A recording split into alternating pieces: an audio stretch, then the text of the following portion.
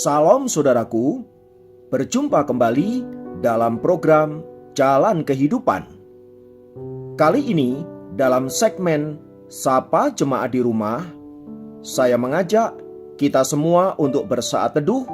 Mari kita berdoa. Tuhan, kami bersyukur untuk anugerah-Mu yang luar biasa, dan kami rindu senantiasa berjalan di dalam kehendak dan rencana-Mu. Oleh sebab itu, biarlah firman-Mu yang akan menuntun kami supaya kami berjalan di dalam trek yang Tuhan telah tetapkan. Berfirmanlah, kami siap diberkati dalam nama Yesus. Haleluya. Amin. Firman Tuhan kali ini terambil dari Matius 13 ayat 49.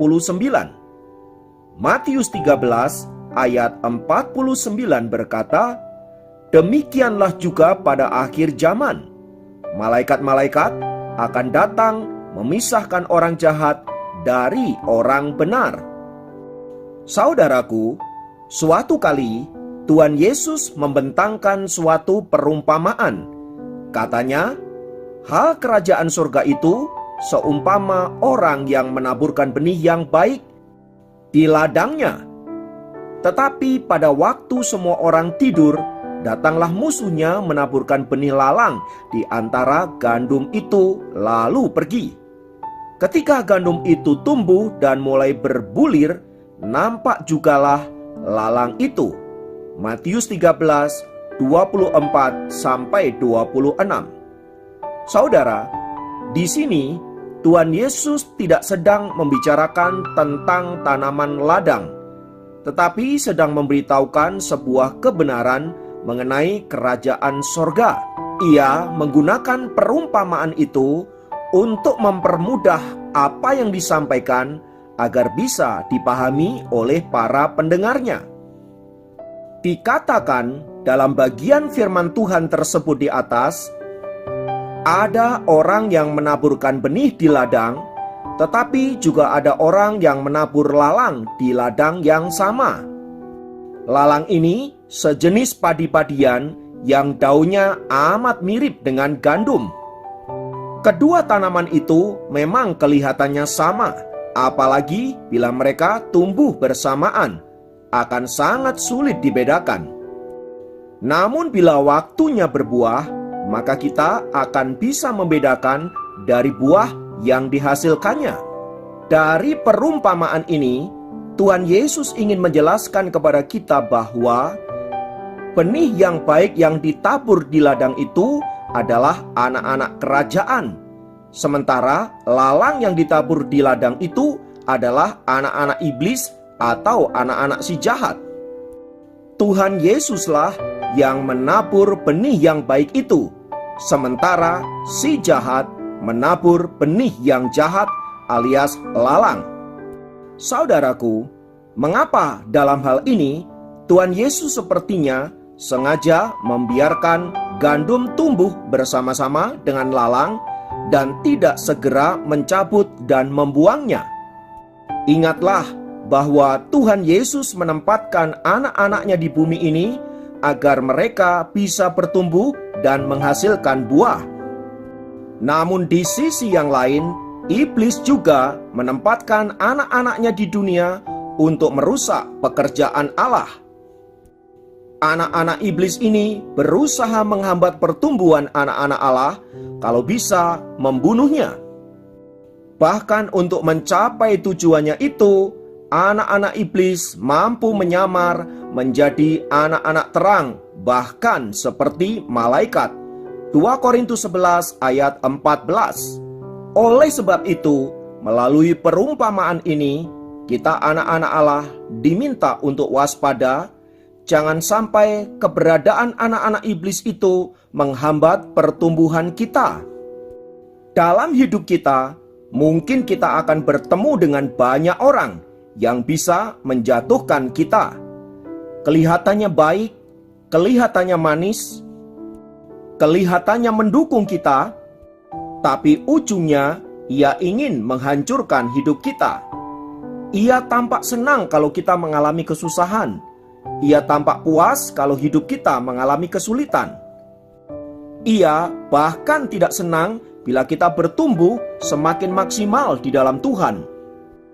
Itulah sebabnya anak-anak iblis ini menyamar begitu rupa dalam kehidupan kita sehari-hari.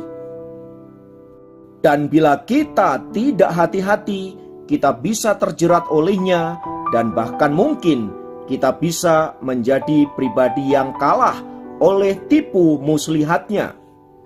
Karena itu, saudaraku, mari kita terus belajar untuk mendengarkan suara Roh Kudus yang akan menuntun kita agar kita berjalan di dalam kebenarannya.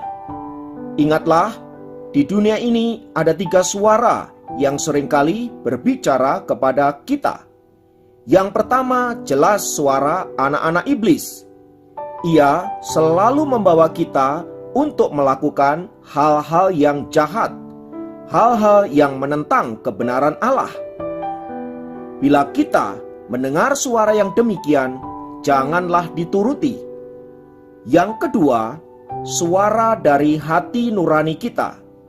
Suara ini seringkali cenderung ingin membuat kita merasa nyaman, membuat kita merasa puas, dan membawa kita untuk senantiasa mengalami kenikmatan-kenikmatan.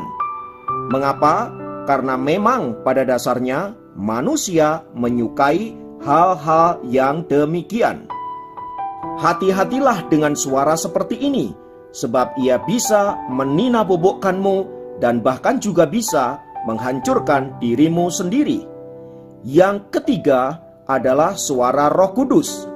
Suara ini akan menolong Anda untuk senantiasa mentaati firman Allah.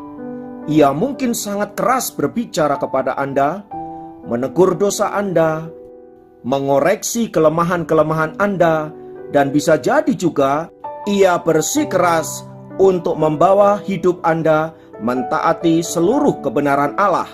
Ini pastilah suara dari Roh Kudus. Karena dengan begitu, Anda akan menjadi anak-anak Tuhan yang taat dan berkenan kepadanya. Bila Anda adalah orang-orang yang taat dan berkenan, percayalah, hidup Anda akan senantiasa ada di dalam berkat-berkat ilahi, supaya dengan begitu rencana Allah dalam hidup Anda akan digenapi. Sekarang, tentukan posisi Anda. Apakah Anda ilalang atau gandum? Setiap posisi ini ada konsekuensinya. Tetapi sebagai anak-anak Allah, marilah kita menjadi gandum-gandumnya Allah yang siap dibentuk dan diproses, supaya pada akhirnya kita menghasilkan buah-buah yang baik bagi kerajaan Allah. Mari kita berdoa. Firman-Mu telah memberkati kami, dan tuntunlah kami agar hidup kami berjalan dalam kehendak-Mu. Terima kasih Tuhan untuk berkat firman-Mu. Dalam nama Yesus, haleluya, amin.